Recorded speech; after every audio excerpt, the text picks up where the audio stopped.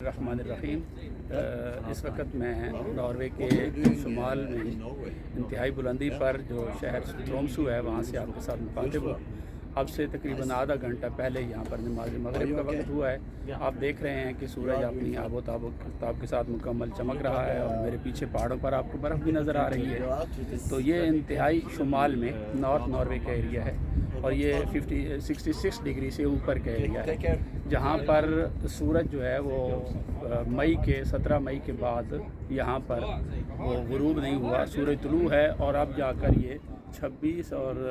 27 جولائی کو جا کے غروب ہوگا۔ اس دوران ساری جتنی بھی نمازیں آ رہی ہیں اب تو اسی طرح سورج کی موجودگی میں رکھی جا رہی ہیں، اور پہلے رمضان المبارک آیا تھا تو اسی طرح سورج کی موجودگی میں ہی روزے کا آغاز ہوتا تھا اور اس کا اختتام بھی ہوتا تھا۔ بالکل ایسے حالات کے اندر کیا کیا جائے تو حضور نبی اکرم صلی اللہ علیہ وسلم حدیث دجال کے اندر اس کا حل پیش کر کے گئے تھے، جب حضور صاحب نے فرمایا تھا کہ جب دجال آئے گا اس کی عمر 40 دن ہوگی اور اس کی زندگی کا جو پہلا دن ہے وہ 1 سال کے برابر ہوگا، پھر 1 ماہ کے برابر، پھر ہفتے کے برابر، اور باقی دن اس کی تمہاری زندگی کے دنوں کے برابر ہوں گے۔ تو صحابہ کرام رضوان اللہ علیہم اجمعین نے ہماری مشکلیں آسان کرنے کے لیے اس وقت سوال پوچھا تھا، یا رسول اللہ جب ایک دن 1 سال کے برابر ہو جائے گا تو اس وقت ہم نماز کیسے ادا کریں؟ حضور علیہ السلام نے فرمایا کہ آپ میّر کریں گے، آپ پیمائش کریں گے اور 1 سال کی نمازیں اس 1 دن میں ادا کریں گے۔ تو یہاں پر وہ چیزیں ہمیں نظر آ رہی ہیں کہ جب 2.25 ماہ کے قریب سورج غروب نہیں ہوتا اور وہ طلوع ہی رہتا ہے، یا سردیوں میں جا کر نومبر دسمبر کے مہینوں میں یہاں پر سورج طلوع ہی نہیں رہتا اور وہ غروب رہتا ہے اور مکمل راتیں رہتی ہیں،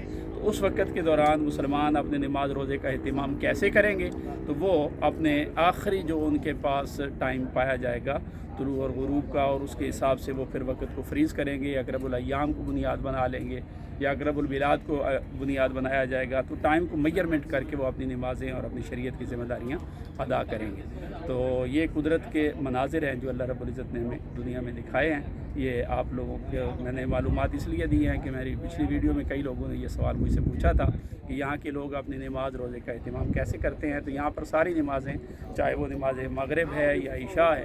وہ، اور یا نماز فجر ہے، وہ سورج کی موجودگی میں ہی ادا کی جاتی ہیں، اور سورج کی موجودگی میں ہی روزہ رکھا جاتا ہے، سورج کی موجودگی میں ہی اس کو افطار کیا جاتا ہے اور وقت کی پیمائش کی جاتی ہے۔ تو اس کے باقاعدہ کیلنڈرز بنتے ہیں، اور وہی کیلنڈرز بنانے کے لیے ہی اسلامک کونسل آف ناروے یعنی اسلام اسکول آف ناروے کی میٹنگز کے لیے ہی ہم لوگ یہاں پر آئے ہوئے ہیں، اور ڈیفرنٹ